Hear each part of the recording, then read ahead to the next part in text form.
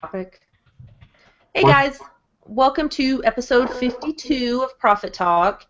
I figured since my kids and I are starting our kind of gypsy ways that we would talk about summer and selling during the summer and, best places to find stuff and all that kind of thing. So, summer on the mind tonight. I love summer. I love I do summer. too. I like to get hot and sweaty and sun, and I love it. I just like how much of my sales are cash money and how cheap the stuff that I buy is. Do you do a lot of Craigslist in the summer? Tons of Or- Craigslist. I've been doing a lot of OfferUp lately, and I'm pretty excited about the summer. Like how good it should be this summer. And just garage sales everywhere. Facebook's been okay, I guess. It seems like I get like people. I don't know. It's like I put something up for $500 or $100. And it's like, oh, I'll give you $10. I'll give you $5. I'll give you this end table that my grandma left me when she died. Blah blah blah. And then somebody will come along and be like, I'll give you a pair of like $500 wireless Beat headphones with, like an iPod or something like that. It's like, all right, I'll do that. But yeah, I do a lot of trading and stuff too. I like bartering on those types of sites, and then, There's like nothing really on our OfferUp. yeah, our OfferUp is huge. I mean, you can search for anything and you'll get pages. You have to go to Milwaukee, and I'm good. It's one of the nice things too about being in a big town, like a big city. I mean, it depends on where you're located. You can't use like Craigslist and Facebook and OfferUp to make any real money unless you're selling like cars or, if you're out in the boonies, maybe. Well, I don't think you're going to sell a lot of farm equipment on Craigslist, but You would be. maybe. There's a ton of farm equipment on the Craigslist around here. Is it really? Mhm. Yeah. Well, I went back to Tractors Kansas a couple weeks ago. That's why I wasn't here in the last show. And I mean, it was awesome. I loved it being rural, and plus, like everywhere I go now, I check Zillow just to see how much houses cost because I really want to buy a house. Yeah. And it was infuriating how cheap houses are out there. I mean, How was the trip though? Oh, the trip was awesome. It was a lot of fun. Yeah, got to meet all of my girlfriend's friends and everything, and her family, and her dad let me sleep in their house, and I'm not dead, so that was a plus. I thought. Excellent. And I'm not dead. I'm not dead. It's a bonus. Yeah. No, we got along great. I mean, I didn't really run into any. I even found a gym to train some jiu-jitsu at. And went there a couple of days in a row, and Weren't you there for like a week? yeah, I was there for about a week. And you had to go find a gym? Yeah. Oh, I can't go a week without training jiu-jitsu. I got you. Not unless my arm's broken, and even then I'll probably just like put my arm in a cast that's like tight to my chest so that it won't move, and then roll with one arm. But You got problems, man. I know. I can't help it. Do you want to talk about what you've been doing all day yesterday and today, Dusty? No. No? So exhausted. I literally walked back in. I smell like, I don't know. I Like he smell looks. like I feel. And I've been in a U-Haul for the last, all just today. And sweat and sweat and sweat and sweat. But you know what? I like summer. Because I would rather sweat. I need to lose weight anyhow. I've already dropped 8 pounds last time I got on the scale. I'm probably at 10 now. Watching my calories, which I've always watched, but I even log things like my beer, and just watching stuff like that. And then getting out and getting active. I get so inactive in the wintertime, and I hate cold. Like, I could never live where Paul lives because I hate cold. It doesn't get cold here. I mean, it does, but it lasts like a couple of days. And then, I mean, we have 80s, or well, maybe not 80, but we definitely have 70-degree days during the winter. Okay. Yeah, we went up to our little camper at the lake that we've had for about 3 years and decided to go ahead and hand it back to the campground. We got up there. There have been some more water leak issues. We've got the whole warehouse thing coming up, which isn't going to cost much, but what we were paying for the camper is really about the same amount. And we're going to be a lot busier, and things are changing with life, and, we need to get a little more structured on our business, and we just don't even have time to go to the lake anymore. And I looked at Tristan, I was like, we haven't been here in 5 months. We paid $250 a month for 5 months just somewhere we're not even going. So we went and drove 90 miles to get there and rented a U-Haul and cleared everything out and then took everything straight back down to the warehouse. And because the majority of it's like stuff we can use there, like kitchen utensils, because there is a kitchen in the warehouse. So we've got, and like a couch and a refrigerator and stuff like that. So, but it was just, I bet I've lost another 10 pounds today, which is good. But I'm just exhausted. And I literally walked back in the door and turned my camera on, and Danica goes, "Oh." And I was like, this is what I've looked like all day, so there's no faking it with me. I don't go put a fresh shirt on and do my hair or whatever. What you see is what you get. So congratulations. I didn't say it like that. And you go, "Oh." And I got a new wife beater.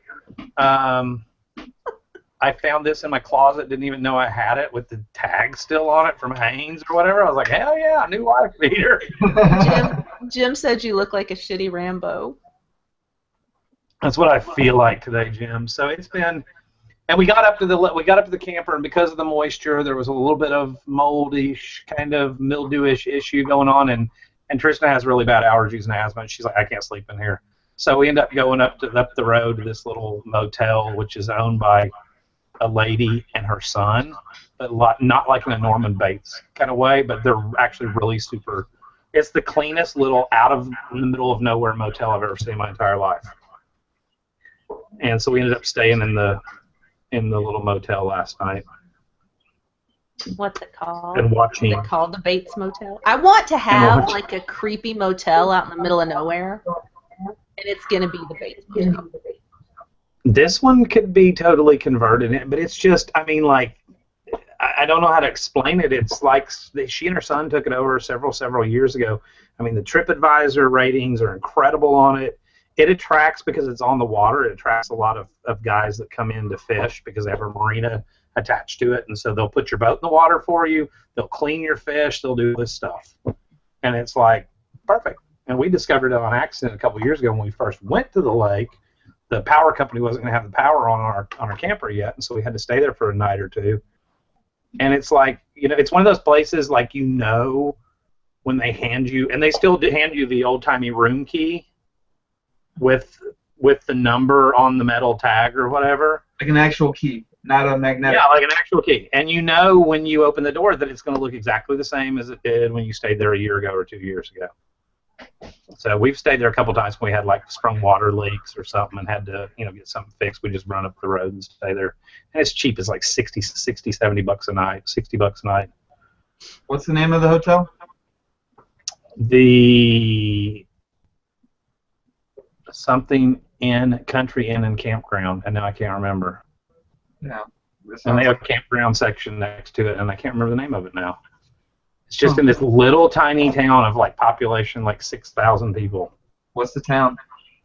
Center, Alabama. Centre. That's the closest thing you're getting to a plug from Dustin. It's like this place out. I stayed there a few times, and it's in this town. I think I remember the name, but yeah, it's awesome. This is the greatest place ever. I can't believe it. I go there every time I go past there. It's called Hotel. It's called like the lady's gonna see the show or whatever. It's called the Bay Springs Motel and Campground or something like that. But it's just, you drive up and you be like, what the crap? And it's just she and her son. They clean all the rooms. They live on premises. So the front desk will actually be, the front door to the front desk with the snacks and where you check in and all that will actually be locked, and it'll be like, here's my cell phone number, call me. We're probably out cleaning rooms. Or you hit the little doorbell thing. If it's in the middle of the night, she wakes up and comes and opens the front. It's just, it's one of those things that, like, those don't exist anymore. And so it's just, I don't know, it's cool. Yeah. One of Okay, those so dying American traditions. how does your game change for summer, Dusty, or does it? Your hustle? Um, I source a lot more because I like to get out. I like to dig through piles of crap and yard sales and everything else. I actually enjoy sweating. If I could just learn to enjoy exercising, I'm just too OCD or ADD rather, to stand in one place and do one thing. But I enjoy getting out. I mean, we literally source a lot of our inventory during summer, spring through about fall, and then can live off of what we bought for the other months of the year. Not that things necessarily dry up, but I just don't like to get out in the wintertime. That's why I want to move from somewhere where it's never gets below like 60. That's where I want to be. Where are you going? Well, it's going to have to be somewhere closer to the equator, so I would venture a guess and say south. Probably Florida or Texas. I know I have no interest in Texas. And not that Texas is a bad state, but yeah, no, Texas is too dry. I don't mind the humidity. Probably, Florida ideally eventually. There's maybe even South Alabama. There's parts of Alabama that touch the ocean, but of course that's me just saying that off the top of my head without speaking to my wife. But Florida would be the ideal thing. Yeah, your wife just said she loves Texas. Yeah, but Texas is like, okay, so you live in, the only thing, and I'm not bashing the state, but you live in Texas, so like, where are you going to go if you want to go somewhere? I mean, you've got a lot of things there. You have, South Padre Island, you have beaches, you have all this, coastal stuff, but it's like, I don't know, it's just, I don't know. I don't know, when I want to go somewhere, like, I'm good with dirt roads where I can drive my SUV really fast, or my motorcycle. I'm good with like waterfalls and on my hiking trails, as long as there's a couple of those every once in a while, I know where to find them, Take some friends out that never gone hiking, you walk a mile up the road and, oh my God, look at that, I like Colorado. Just, first of all, I'm kind of becoming a desert rat. I mean, I don't like the humidity and places where it's like, feel the wet in the air. It's like, I'd rather go back to where it's dry. Like I feel like I could survive even in like Arizona, but Texas would be cool just because it's right there on the Gulf. Arizona's too. I mean, like Arizona, New Mexico, so they're too hot, too dry, and too hot, too dry. I just like it when it's hot and dry. I don't John get as does not like humidity, and I love humidity. But yeah, I mean, like, I love it. Like Alabama, we passed going to the lake. Two major, you can spit on a lake or a river, a major river or something in Alabama. It doesn't matter where you're at. There's just bodies of water everywhere. So I just would like to be a little further. It's like how, this weekend, when I was out up in the mountains, it was probably 90 degrees in the middle of the day.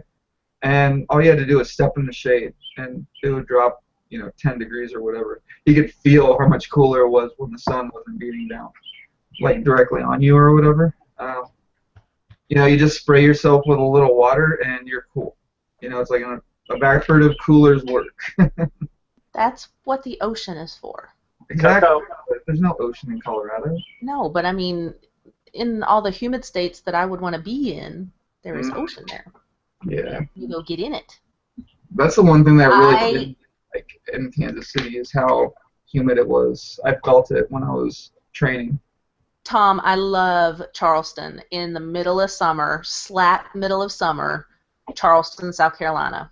Sweat pouring everywhere. Love it. Love it, love it.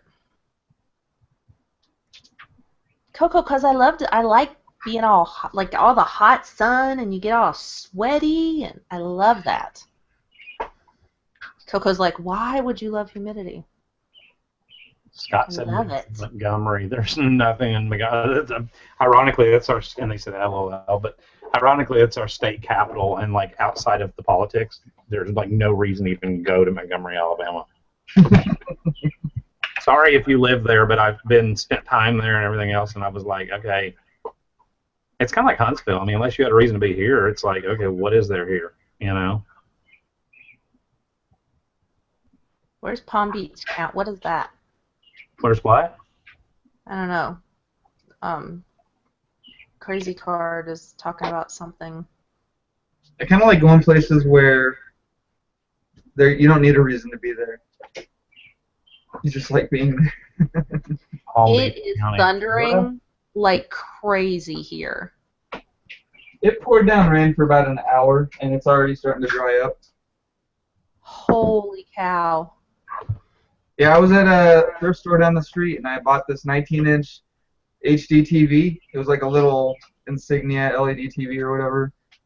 But they thought it was a computer monitor. I was like, how much for that? $10? All right, fine. And, you know. But then as soon as I go to walk out to my car, it just started pouring down rain and dumping. I was like, I can't really walk to my car now with this thing in my hand when it's raining this hard because I don't want to like ruin it because it was raining that bad. So that's when you ask them for a trash bag. Yeah, I just waited for 15 minutes or whatever. It wasn't a big deal. I mean, it's Colorado. Just wait 5 minutes if you don't like the weather. We have this one thrift store that we go to, and they don't use like the Walmart type bags, the things they call tea bags, the plastic bags. And they use white, hefty, like the stretchable kind bags to put everything in. They just cram all your stuff in there. I'm like, can I get a couple extra? We don't have to buy a trash bag. That's awesome. So I did find a couple of kayaks, which is, I think I've seen one kayak at a thrift store in the 3 or 4 years that I've been doing this, and these two were pretty legit. They look like they're about 14 or 15 feet. I don't know what the normal size for kayaks are, but I don't know if any of you guys know anything about them. But my girlfriend's big on them. She was like, oh my god, that's awesome. They wanted $150 a piece for them, though. And I swear I could see holes in the bottom. But they're like solid fiberglass. So all you need to do is get like a fiberglass kit and like cover it up and sand it down, right? And then it'll fiberglass is easy to patch. They're pretty easy? Supposedly. That's what I thought. I mean, I did some when I used to work on motorcycles and stuff, just like really minor body work, but that's not keeping you above water. It's not stopping you from sinking. That's just to look cool. Our kayaks we have the inflatable kayaks, the ones that are made out of the stuff the whitewater rafts are made out of. Yeah, okay. Because we figured it would be easier, because we knew I couldn't lift kayaks up onto the top of the car if it was like me and the kids. So John got these inflatable ones, and they stuff down into this little bag, and I can fit both of them in the back of the car and still have room for everything. They're really nice. I like those. The plastic kayaks are super. We were at Dick's Sporting Goods the other day, and they're like $149 for just the like cheapo. I don't know what. Yeah, but those are like 8-foot kayaks. They're pretty small. You can't really. I don't know. I mean, those would be fine too, but these seem like legit, Like, were they real skinny? Yeah, they were like lake kayaks or something. Right. I got pictures of them on my phone. Sent them to my girl. She's the kayak expert. She's trying to take me on like float trips and stuff, and she wants to go do some rafting or whatever, and we'll have to rent them or pay for I don't know if they're included in the trip, how it works, but I was like, well, what if we just got these, and she said that they were a great deal, so I don't know. But I was trying to do some research on Craigslist and offer up just some local sales sites, because on eBay they were ridiculous, because you got to pay $500 to get them shipped to you, because they're just so big. But, I mean, they seem to be pretty expensive for stuff a little bigger than what you all are talking about.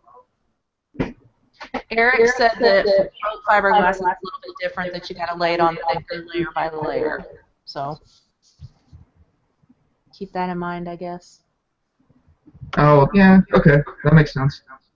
I mean, I'm so patient with that kind of stuff. I'll sit there and do a layer and then forget about it for a week and then go back and do another layer when I'm doing that kind of thing, and then I'll just sand it down when it's nice and thick. Same thing with like wood, refinishing wood. It'll take me a month to do a table. Do you refinish any furniture to sell? I haven't done furniture. I've done like small wood pieces and like gun furniture and stuff, like rifle stocks. I've done a lot of that. Just small stuff that, like I did a banister for my house, just personal stuff. I haven't really tried to do any refinishing for resale. I like doing stuff like that. Like, I like messing with the wood and, like, finishing things. Yeah. I think that would be... I might do something like that this summer. Like, pick up a couple of solid but pieces that look like crap at some of the yard sales. Because yard sales are everywhere here in the summertime. I used to refinish furniture, and I loved doing it. If I ever, like, hey, Dusty, you need a...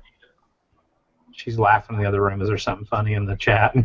She's laughing. I haven't heard her laugh like that in a long time. But, I used to enjoy refinishing furniture, and if there's a hobby, like, hey, you need to get a hobby, there's something that I can totally lose myself in, it's refinishing furniture. I could absolutely sit there, give me some music, give me some sanding blocks and some sandpaper and a sander and stain, and love doing it. Every time I walk into Hobby Lobby, it makes me want to drop everything and just become a furniture refinisher, because the crap that they sell, at the prices they sell it for, it's like, oh, it's 50% off of $450. I don't know anyone that pays that. Hobby Lobby is unreal. I mean, the stuff looks awesome. I love the stuff they have, but holy crap. It's all junk, like super junk, but it looks so good. It looks so cool. If I want to do it, I'm not a huge fan of the new let's whitewash everything and give it a distressed look interest phase for the last 5 or 6 years. I want to go all the way down to the wood, bring the grain out, and do it that way. I can't. Painting furniture to me is like kind of like some of the Hobby Lobby stuff. Painting furniture to me is like a giant, It depends on the furniture. I bought a bedroom set, and it's a nice solid oak dresser, and like a big dresser with a mirror, and then a giant like wall dresser or whatever. It's kind of like a armoire, half armoire. It's got like a door on the side and a bunch of drawers and stuff. But I mean, it was solid oak, really good condition. Like the ball bearings and the drawer slides, everything. And they had painted over it in white, like the crappiest white paint job you've ever seen. And all I want to do, like, I can't do it in my backyard or anything. I don't have a place to do it really. Is just sand it down and stain everything and refinish it, because it would look great. But I don't have the space for it right now. You can use my garage. Yeah, let me just haul it down. Come on over. Yeah. Sounds like a plan. Let's do that. Yep. What was your series of cha-chings there? Probably just sales. Actually. Oh, probably just sales. Just some money coming in. Little bit of money. Probably just money. Don't worry about it. Okay, no problem. What's a clay paper stripper? Or who's a clay paper stripper? Yeah, I'm not a fan of stripping stuff. If it's been painted, and it's going to require to where the piece of furniture really needs to be dipped to be done right and be more efficient, I'm not going to get in there. And I'm more like take the old varnish off. I will remove some paint, and I will use stripper, but I'm not a big fan of strippers. Did you hear that, Tristan? Yeah. I knew that was coming. Somebody painted the woodwork in this house. God knows why, but they painted it, and it's like we have the 4-inch baseboards, and like all the door moldings and window casings and things are all like 3 inches, and they painted everything. So I was trying to scrape it and sand it or whatever, and John bought me one of those heat gun things. Right.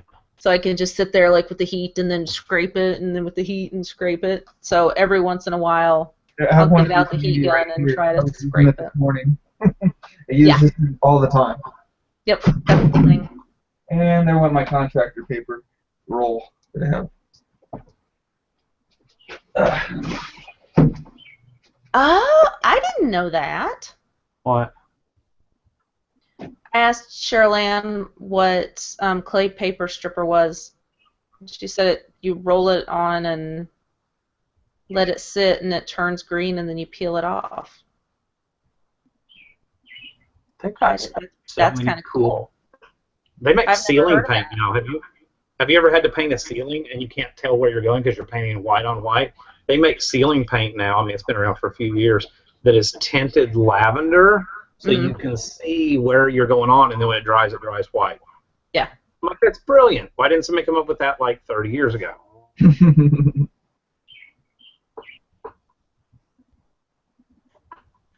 Oh, sure. She said she used to do a lot of furniture. I think that would be fun, because I get bored. I was think that doing would be really good with fun. furniture for a while, and then I don't know what happened. Like I was being very, very picky, and I guess I was getting lucky because I was finding some really good pieces for, I'd pay $10 for a nice table or $15 for a nice table, flip it for like $100. I was just doing that, and then I started getting into like the chairs and sofas and stuff like that. I mean, if you're gonna stick to that, if you're gonna do that kind of stuff, I would suggest sticking to like solid wood, or like tell the difference between laminate and if you're playing with a dresser, the difference between a good solid dresser and a Walmart special that somebody paid $40 for and put together out of a box. It's I don't know. I've got a friend of mine that goes and buys stuff off Craigslist and then puts new hardware on it and will paint the occasional furniture or whatever, and then he will or he'll stain or do whatever he needs to do or furniture polish, and that's pretty much all he does is the big stuff, and he does really well with it. I just worry about like my hands. Like I'll get something and I'll get like halfway into it and push too far and then can't touch anything for a while. But I think that would be so much fun. I like woodworking. Yeah. I didn't have to. John told me to hire. There's a woodworker here in town because I need a new top for my desk, and I was making one, or I was going to make one, but I screwed up my hands, like my wrists. And the guy is doing like a solid oak desktop for me, and it's about what I'd pay on the wood. So, but I feel bad because it's something I can do, and now I can't do it. Right. I hate that. Yeah. Oh, but Jordan, it's because I won't be around for 3 Mondays in a row, so that's why it says like vacation. Like the next 3 Mondays, I won't be here. Like I won't be able to do a show. So. Well. Yeah. Yeah. Well, fine. Well. Yeah. I can't. You have that covered, or are you just not doing a show? Well, I can't. I don't have anywhere to do it. Like, I can't do. There's no internet. Oh yeah. I don't know. I mean, unless if you guys wanna log in and do it, have at it. But I can't. There's no way for me to do it. Yeah, it may actually work out better. I was planning on starting a Monday night show anyway, so this is perfect. Nice. Is that what you did? What? You're this guy. That works well. Just kidding. That's So, awesome. do you guys take vacation? Like, do you go on summer vacations? I do, but it's not like giving myself vacation. Okay, so when I went to Kansas City, I feel like I did everything totally wrong. Like I was taking people's advice and trying to like do some Google research, not like you guys, but just trying to figure out what the best way to, like, different options to put like your store on vacation or still get sales while you're on vacation or whatever. And I just decided, screw it, I'm gonna put everything on auction at the buy it now price and all this, but when you send stuff to auction, it ends the fixed price listings and makes new auction style listings, which I didn't realize until I was done. And I was like, okay. And like, I don't know why, but I got all these extra fees and stuff added on. I ended up spending like $100 just switching them over to auctions, but of course I waited until the last minute, so it was either that or just shut my store down for a week. So I just figured, you know what, it's fine, stuff will sell. And then when I came back, I tried to switch everything back to fixed price, but some of the stuff had sold at auction. Oh, bless you, Dusty. And the fixed price listings were still there as unsold, and I don't know. It was kind of a cluster. It took me like a week. That's weird. It took me a week to figure everything out and get everything sorted. I mean, it wasn't like I knew exactly what I did and what had happened and why it had happened. It wasn't like it was a bunch of bull crap or a bug or anything. It was just like, oh, great, this is going to be fun. So eventually I did get it all fixed, but I had managed to list a couple of things fixed, like that I thought had not, or that I had forgot it sold on auction or whatever, because so many things sold while I was gone, and then they were still there in my unsolds. And basically, I'm just used to doing everything fixed price. I have all my fixed price listings. When they end, I relist them or I sell similar. And I'll go through, it's like relist that one, that one, that one, that one, that one, and that one, and they're gone. They're not in my unsolds anymore. And then I go back and I sell similar all the other stuff that isn't getting attention because I'm trying to revamp the listing or whatever. Give it that new listing pizzazz. And then I'll go back and delete everything. That is a hot mess. Well, that's how I do it, and it's my it well, works. I mean, you've got it, and that's how it works, but it's like, it makes my head spin. But the way that everything happened, or the way that it all like came through, it was really easy to get confused, and it was really easy to lose track. And I only have like 400 listings most of the time, so it wasn't like it was a lot. But I mean, I know people with 3,000 listings up that do this. It's like, how the hell are you keeping track of all that stuff? No doubt. But I don't know. I only had one listing that I had relisted at fixed price, and it sold. And I had also listed, like, I didn't realize that it was listed as an auction, so when the auction ended and somebody bid on it, I was like, hey, I'm sorry, I screwed up.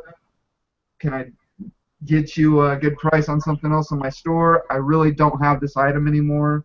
You know, it's not like I don't want to sell it to you. I would totally sell it to you if I had it, but it's already gone. And he was like, oh, no, it's cool. Don't worry about it.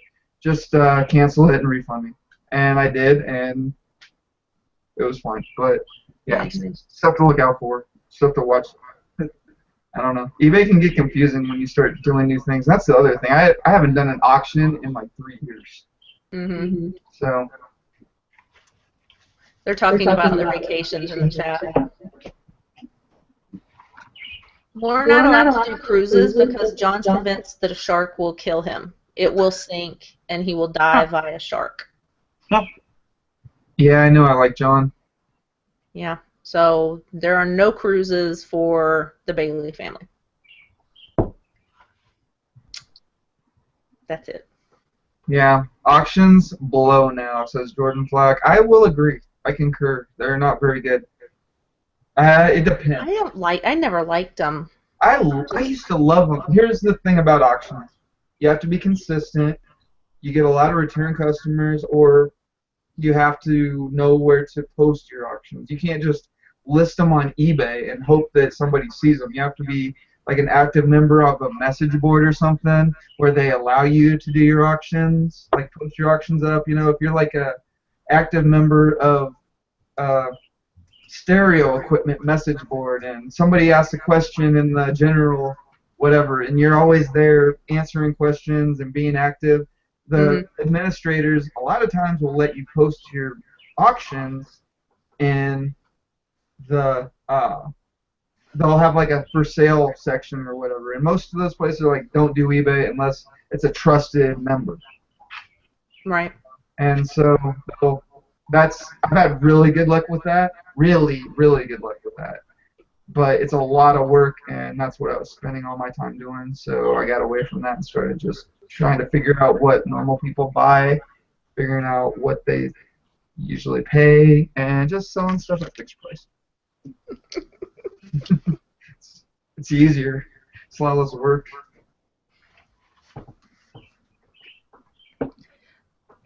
Oh. Oh. My brain just stopped. I don't know. My brain just stopped. I was getting ready to ask something.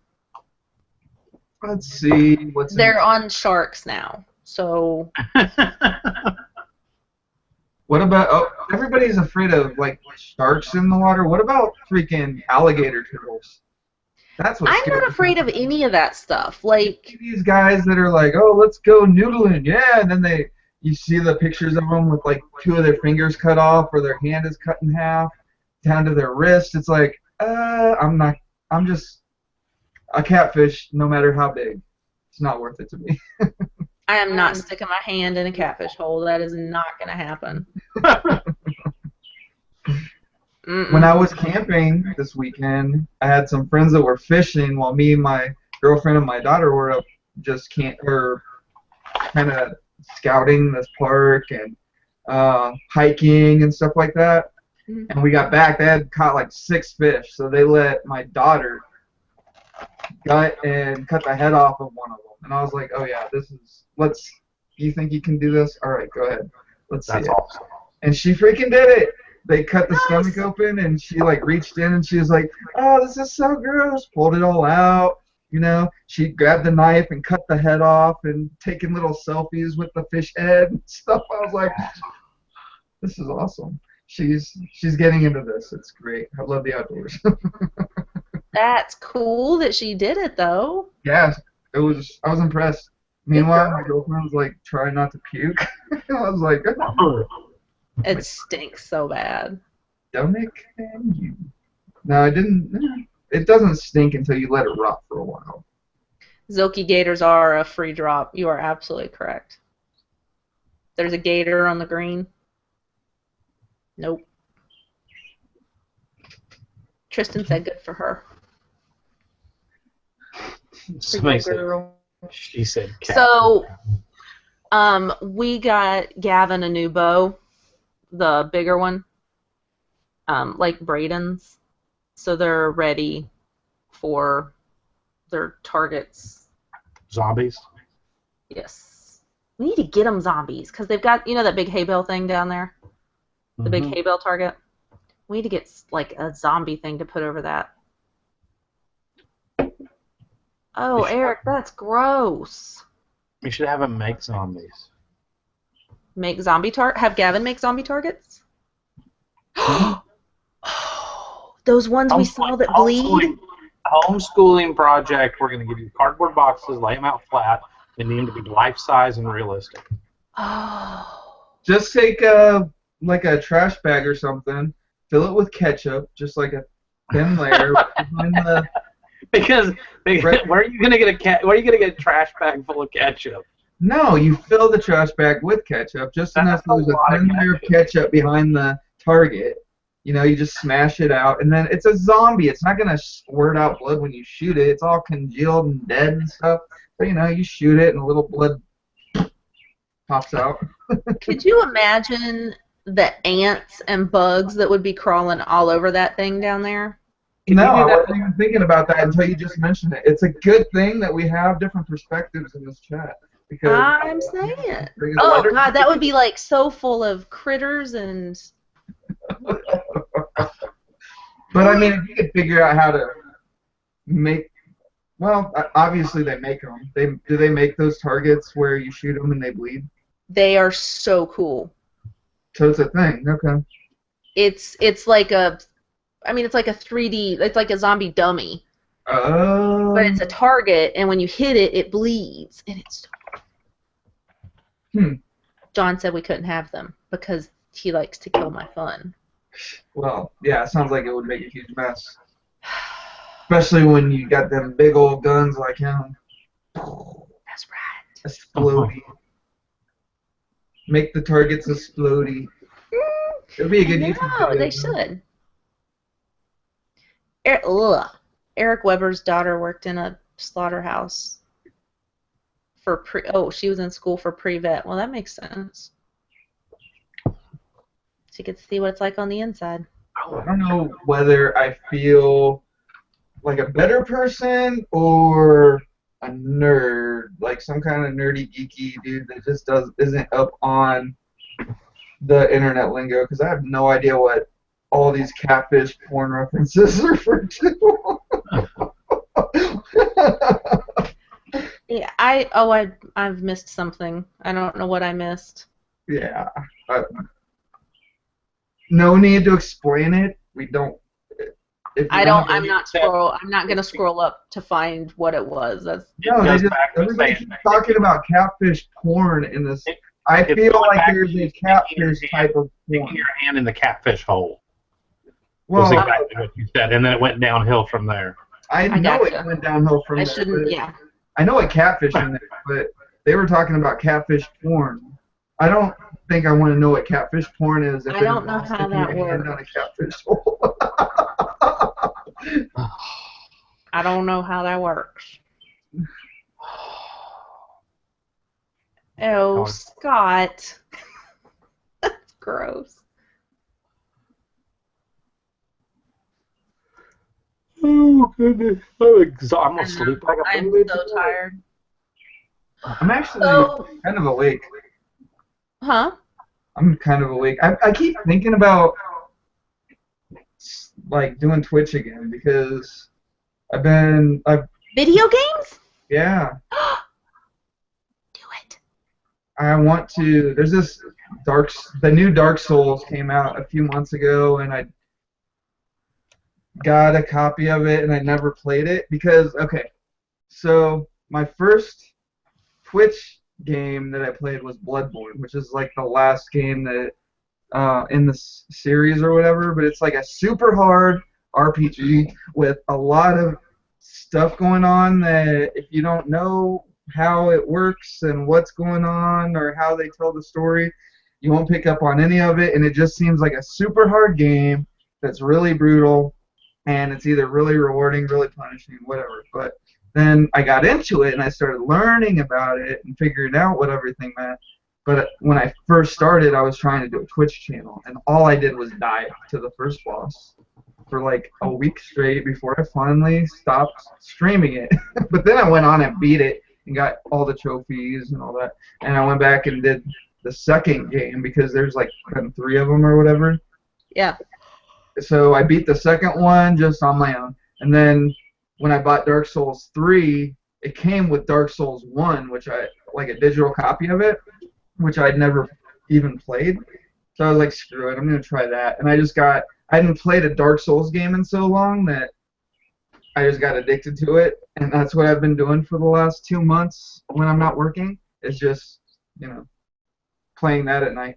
But now I finally beat it, and I've been watching after I beat it, I started watching some spoiler videos to like learn about it, and there's so much to those games. They're really, really deep, but they don't hand you anything. It's not like a story that's just explained to you. You just pick up little bits and pieces here and there from doing different things or reading the descriptions of items and stuff like that. It's amazing. But Dark Souls 3 is out, and I'm finally ready to start playing it, and I think I want to start playing it on Twitch just as a blind playthrough. Like, I don't know anything about it. I have no idea what's going on. Have not watched a single video on it or a trailer or a teaser. I know nothing except what is on the back of the box. So, Paul, I'll let you take this question. It's Dark Souls 3 is still big on Twitch, so I would say go ahead and do it. Yeah. So when seller fulfilled on Amazon, is it better to give free shipping? I do no MF. I'm strictly merchant fulfilled now. Free shipping is kind of hard to even. I think don't you have to be approved for it or something? You have to be on the new seller platform. Yeah. And see, I was on the old seller platform, and by the time I switched to the new one, I had already gone 100% FBA, so I've never shut all my merchant fulfilled down.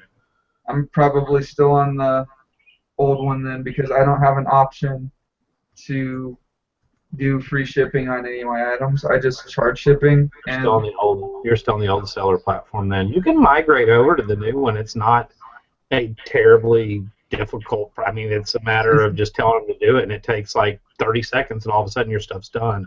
And if you have daily disbursements from being on the old platform, you actually, if you migrate to the new one, you will actually keep that. yeah, I mean, I don't have daily disbursements, so that's not a reason why I would stay on the old one. I just didn't realize that there was a new one. They haven't been. I would think that they'd be like pushing it to you, like, hey, come migrate to the new platform. I don't know. They haven't been. I mean, I have control over what I charge somewhat, but I'm not even sure how it works. Honestly, I don't really care because when I factor in shipping, I don't care about what I'm getting for shipping. Like my price plus shipping is my gross. If I sell something for $50 with free shipping, it's the same thing as selling it for $40 plus $10 shipping. You know, so I just base my price on what it's going to cost to ship. I look at what Amazon is like defaulting for the shipping cost, and I don't know. I guess you get like a little bit of like maybe somebody will look and be like, "Oh, free shipping. I'll click on that one." But on Amazon, I don't think it matters as much. Prime is everything. Either be Prime or be willing to take less for your stuff and just sell it faster or whatever. I mean. Well, I mean, with Amazon, you're not going to stand out because you're all listing on the same. You're all listing on the same page, so it's not like eBay where Paul is selling a DVD and there's 300 other people selling that DVD, and he needs to have something to stand out above that. You know, with Amazon, there's going to be one page for that DVD, and you know the people that don't want to buy the one that's in the buy box are going to click on see other offers, and that's going to be sorted plus price plus shipping or free shipping or whatever. It's going to be the lowest to highest automatically anyhow. So you know, that, like you said, it's kind of a moot point. But yeah, I don't think free shipping matters that much. But if you're getting down in what's that? That's a good question. So yeah, I mean, I never really thought about it actually. Well, I just never. I used to sell everything free shipping on eBay, and I've started going more towards like a split shipping model. I feel like I get a little bit more when I can sell something for a price and then just charge less than what it would cost to ship, but I'm still getting something. The only reason I started doing that is because I started running a lot of sales on eBay. And when you're doing sales on eBay and everything is free shipping and you don't want to click through every listing in your store to figure out what you want to sell, you've got to I just go by categories, you know. But if I sell clothing for $10 with free shipping, then I don't want to just click on my clothing thing and run a 60% off sale because then it'll cost more to ship than the price of the piece I'm trying to sell. Right. But then again, sometimes it's worth it just to, you know, I mean, you lose something, but at least it's gone. But I don't know. I mean, when you charge a portion of shipping, or if you switch over to completed, it makes it easier to run those sales where you're selling stuff for $1 or $2, and they're actually paying for the shipping.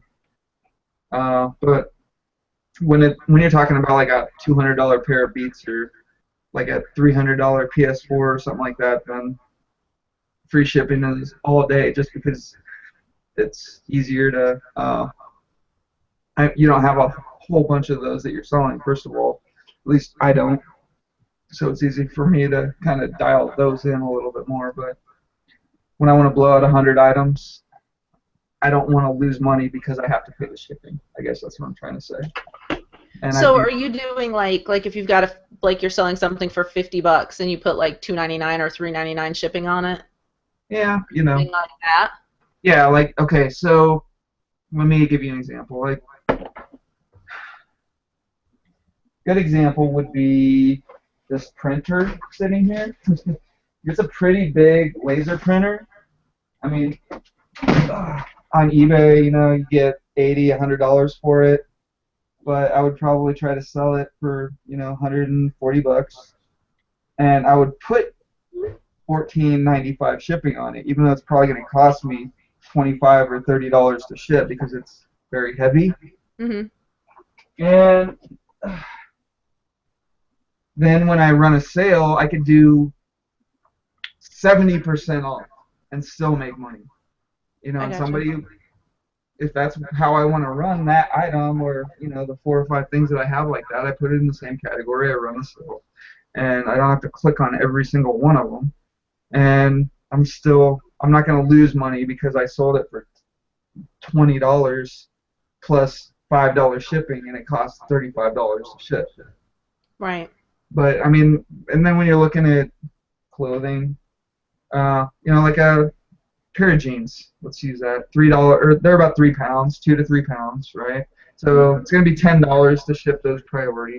You can fit them into a padded mailer, $5.90, but you want to have like $4.95 shipping on those, so that when you list, 20 pairs of jeans, you start them at $20 to $30 a pair, and the hot ones sell really fast, and then the next time they come around to relist, you drop them down 20% or whatever.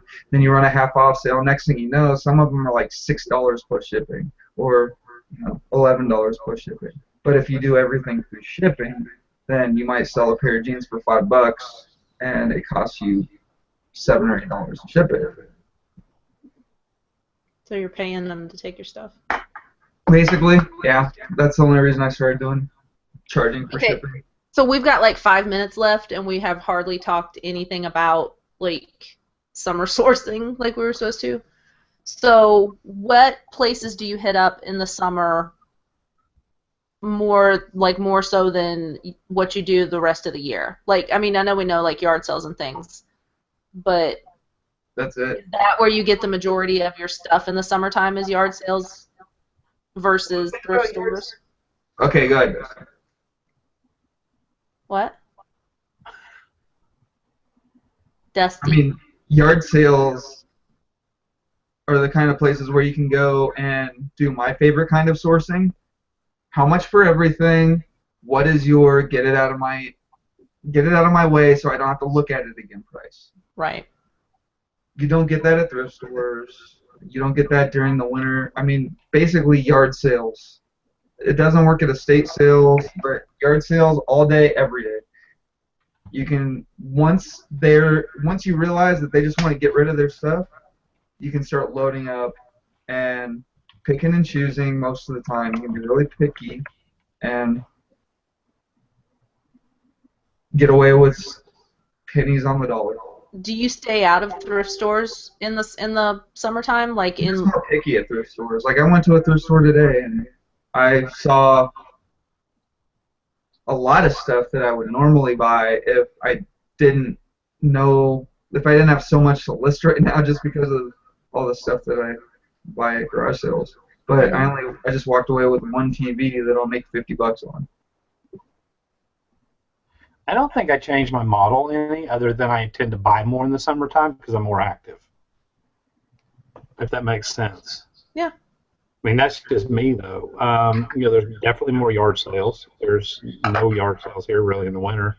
I'm more likely to get out and go to the flea market because, like I said, I enjoy getting out and sweating, and I become kind of a homebody during cold months. So. Oh, that's true. Do you guys source when you go on vacation? Yep. Only if I'm with Danica and John. What? I sold those 3 pairs of boots. I got $169 a piece for them. Mine look good on me. That wasn't bad. I made. That's good. 25. Trying to do the math. 540. I I made go, $200 or $300, which covered us getting up there and back. I want to go to that. Not the one that we went to this time in the other town. I want to go to the one in Johnstown. The pawn shop. The first one that we went to. that has all the stuff that's been sitting there for years and years and years. Oh, yeah. I want to go there Those are the worst. this time. I'm just telling you. You want the places that have stuff sitting there for a couple of months. If it's been sitting there for years and years and years, and the dude that runs it doesn't want to get rid of anything. I think most of the stuff is just stuff people have that who's gonna honestly, who's gonna go into a pawn shop looking for that stuff? Okay. No, like the stuff at this place. It's like I've just seen so many pawn shops. I have my stereotypes now where I know as soon as I walk in, I can look around and kind of tell what kind of pawn shop is this. All right, this one is one of those where everything is so cheap that there are 100 people that walk in here every day and look around and buy, all the cheap stuff that can be resold because everything on the shelves completely worthless. Then you got the ones that they've got good prices. You can negotiate with them. If you're walking in there to spend $500, you can walk out of there with $2,000 worth of merchandise. But if you're trying to buy a DVD that you can sell for $10, they want two. You try to get them to go down to one. You see people like that all the time. That's how they negotiate. They're not going to waste their time with those. And then you get the ones that are like, oh yeah, this is my shop. Been here for 45 years. Don't care if anything sells. I know what I want for everything. I don't know if it's like that or not. They seemed, I don't know. Which one was it again? The first one that we went to downtown. In the little town, not the one where his house is, the one right next to it. That first one that we went to, we passed the car lot, and there was that crappy thrift store we went in, and then we went down the street a little bit, and there was that pawn shop on the left. Right. That one. That pawn shop? Yeah.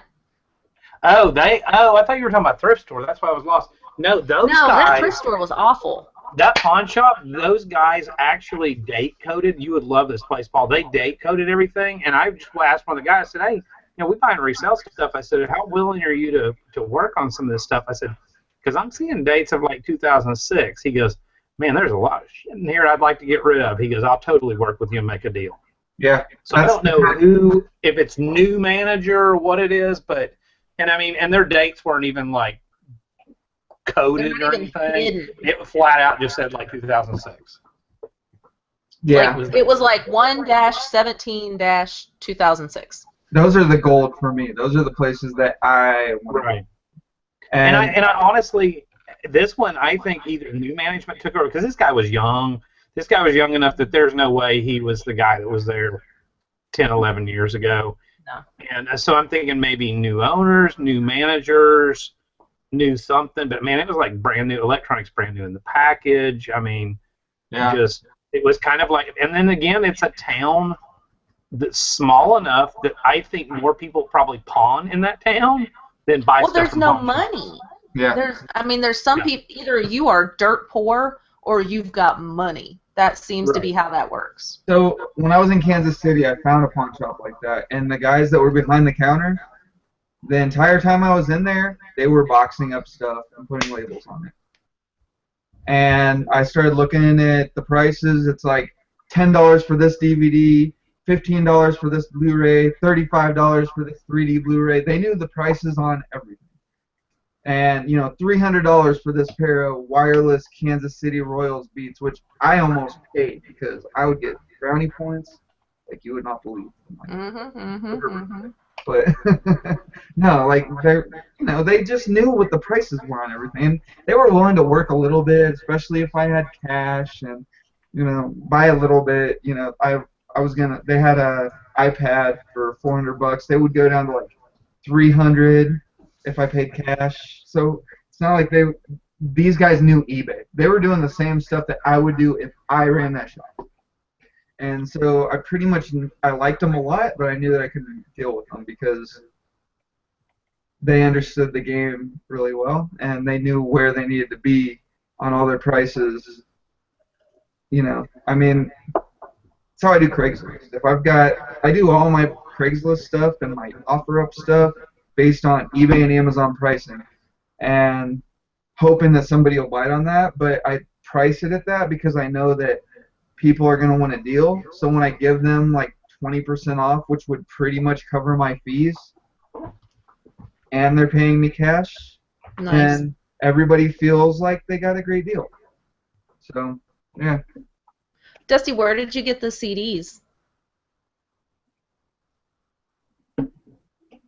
Oh, no, he didn't just go AFK.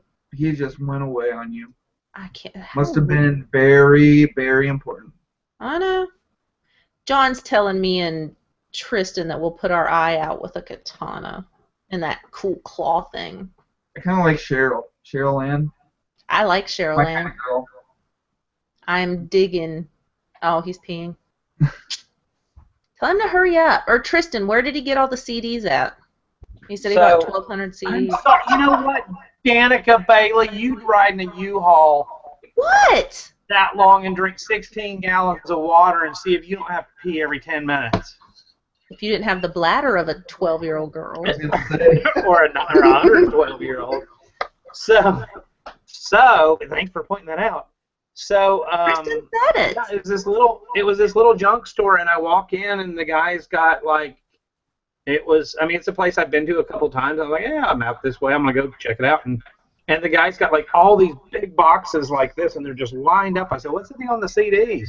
I wish somebody'd take them off my hands. And I said, well, he said, I bought them in an estate auction, and I was like, and so I start looking, and they're all classical music. They're the kind of stuff, and this is what I personally look for in CDs, the type of music that you can't download off of iTunes. Yeah. So if it was 1,200 of all popular music, I'd have skipped right over it. But it was classical. It's pipe organ music. It's like there's the Carter family in there. There's 12 different editions of the Carter family. I mean, and I'm scanning. I can't get a signal in there, so I was snapping some pictures, told him I need to go to the ATM, and I'd be back. So he goes, well, I paid $300 for it. I tell you, if somebody gave me $350, I'd probably let him take them off my hands just to give me a little money for, and I'm like, whatever. He probably paid $200, but I don't care. And so I ended up paying him $350. But the stuff that I've scanned so far has been like $20, $35. And I used to do a lot of CDs and when they're obscure stuff like that, and did really well with them. It's just going to be, I had to order CD bags because I didn't have near enough here, so those are coming tomorrow. You have to sit down with a barcode scanner and go through one at a time. But I was going to ask the two of you, what's the highest, because I want to get some opinion, what is the highest sales rank that you would do in music? And I know that's dependent, huh? I don't even pay attention to sales rank in music. I just 100% go by price. But that's because I'm doing everything merchant fulfilled. I mean, I did like probably 4 or 5 months ago. I had a couple of binders of CDs that I had bought at a thrift store for $25 or something like that. They were pretty cheap. But I was looking through, and it was all obscure stuff. It was like Dresden Dolls and Dropkick Murphys, and just like a bunch of punk and alternative, the kind of stuff that it's on iTunes, but the people that are listening to that stuff might not necessarily go to iTunes for their music, and they want the CD. Right. And I was $5 for this one, $3 for that one. It was a book of 200 CDs each. So I've been selling them, and I put some of them up. I sold one for 20 cents this morning, but it was 20 cents plus shipping, plus $3.99, so I made $1. But I mean, I made my money back 10 times probably by now, just selling on average $3, $4, $5 a piece, because I probably sell 5 or 10 of them a week. It's going to be easy for me to get my money back because I scan. I mean, just out of the few that I scanned, like there's a Martin Luther King box set or something in there, and it's still sealed, and it's easy $35. So, I mean, in reality, all I got to do is find 10 items out of 1,200 like that. Boom, there's my money back. Right. It's just going to be, like I said, it's going to be, I had to order extra CD bags. I had to order extra suffocation labels because I don't know if that's considered over a 5-inch opening. I haven't measured a CD lately, but I stick them on there anyhow just to kind of help seal the bag. And it's going to be sitting down, and Tristan's going to have to help me with scanning and going through. And then whatever's left over that, honestly, that's probably not worth the crap, I'll probably just lot up and throw them on eBay. So try to get $100 or whatever. What I was asking was, how many items were in the music right now, and Zilke said CDs and vinyl have around 7 million. I was going to say my chart's old. It was 6 million. So no, it is 7 million. 1 million puts it at 15%. And so I'm okay, and that's why I was asking. Jordan said he's trying to stay under 500K. In the past, I've typically tried to do it, but I'm thinking with these, because when I look back at all the CDs I first sent in when I first switched to FBA about three or 4 years ago, I don't have any of those left in my inventory. They all eventually sold. Well, if it's odd or weird or, stuff like that, like things that don't get up there very often, its rank's going to be shit. Right. So it doesn't, That's something that's ranked 5 million, but then you scan it and, the cheapest one is $100. And that's probably why it's 5 million. List it for $20 and watch it disappear to one of those guys that sits there and hell, list it for 50. If they're all listed for 100 plus, list it for 50. It'll still go fast. And ordinarily on something like that, like Paul's talking about, I would go then and look at Camel and say, okay, why? Oh, wow, the price jumped up here. That's when the sales rank would. When you're talking about 1,200, I really only do that on items where it's like, okay, I'm about to buy 200 of this item and drop down some change to do it. Then I'm going to go into Camel. But for the one-offs, it's like, I'm just going to just follow your gut, man. Who cares if you pay like you said, for it? It doesn't matter if you get $5 for it or $100 for it. It's great if you get 100, but are you going to feel bad if you get $20 for a CD that you paid 10 cents for? Yeah. Right. Even if you could have gotten 40 or $50 for it, I don't know. Most of the time, if you do it long enough, you'll be able to follow your gut, and everything will be fine. I know where I'm at on it. I just wanted to get other opinions and see what other people would throw out there. So, if it was that kind of stuff, I would probably do what you're doing. Like, okay, so a couple of years ago, I went to a garage sale and I found this box of old opera DVDs, which they were all like in Italian, like they were English DVDs, but I couldn't read the titles. I had no idea what they were. I saw a couple of like World War II, like really obscure World War II videos that looked like they were like pretty high production. I was like, all right, whatever. And the couple of barcodes that I scanned that actually came up were coming up like $40, $50 a piece. And I bought a box of these. There were probably like 50 DVDs in that box for $10. I sold at least half of them for like $20 plus. I think the best one was like $120. And I mean, some of that stuff is just ridiculous. If you find something that's just super obscure, don't write it off just because it doesn't show up on Amazon. Just know why it's obscure. The Crazy Card asks, you guys have a disc scratch remover, which one? We have the JFJ Easy Pro, and I'll be totally honest, unless a disc is scratched, I won't clean them. When I say that we're going to clean them, my idea of cleaning them is a water rubbing alcohol solution and a lint-free cloth to get smudges off. Unless there's a major one, then I'll run it through the machine. Do you use yours that much anymore, Paul, your machine? I use mine all the time to get smudges off. So this machine has smaller pads, and you can choose the consistency. I've got the thick consistency ones and the medium ones, but these are great for taking smudges off. Like, they're not the ones that I have on here now. I will run everything with just like a spray of water or alcohol, and with those pads before I even try to clean them, because most of the time those at least get it looking good, because Right. most of the time it's like smudges and crap that makes the disc look like shit and makes it look hard and makes it hard to read. But I mean, when I'm selling stuff, even on Amazon, it's like the disc has scratches. It worked fine when tested, and by tested I mean I'll upload or I'll turn on iTunes, pop the disc in, download the disc to iTunes. If it downloads, the disc is good as far as I'm concerned. I've had one out of like 100 CDs that I've sold out of this last batch that, I mean, they were pretty scratched up and pretty nasty. They were gnarly. Come back and say, oh no, it didn't play. It didn't work. Sweet.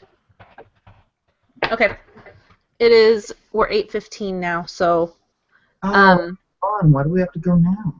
because it's over. It's all done. Scott, just back me up on that. All right. Does anybody have any more questions?